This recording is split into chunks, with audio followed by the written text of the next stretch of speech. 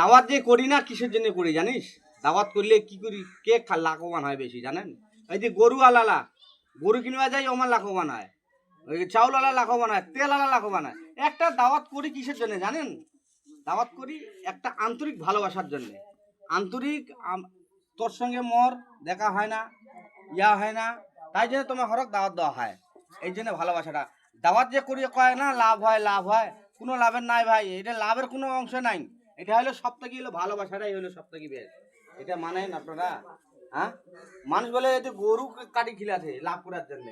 আরে ভাই, ভালোবাসাটা এমন একটা জিনিস টাকাও দিয়ে খুঁজে পাবেন না রে ভাই। এটা হলো ভালোবাসা। দাওয়াত করবেন, মানুষকে চিনবেন, মানুষের ভালোবাসা পাবেন। এটা হলো বেশ। ওই লাভ করলো চাউলওয়ালা, তেলওয়ালা, মশলাওয়ালা, ওই যে সব টাকা দিয়েছিলাম বাজারে, বুঝা পাইছেন? ধানের টাকা ফির কোথায় ভাই ভাই? ধানের টাকা ফির টাকা পাইলা এলে তো খাই নিছে আগতে, এলে তো আগতে খাই ফেলালি টাকা, বাজার খাই ফেলাল বাজার। মানুষের ভালোবাসা দিতে হবে, মানুষকে পরিচয় দিতে হবে, এটা হলো বেশ। এটা হলো সব থেকে জানেন। যাই হোক, আমি আর কিছু বলবো না আপনাদেরকে।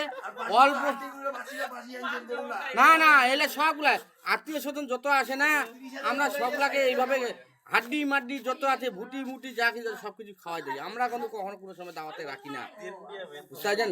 এই হলো কথা।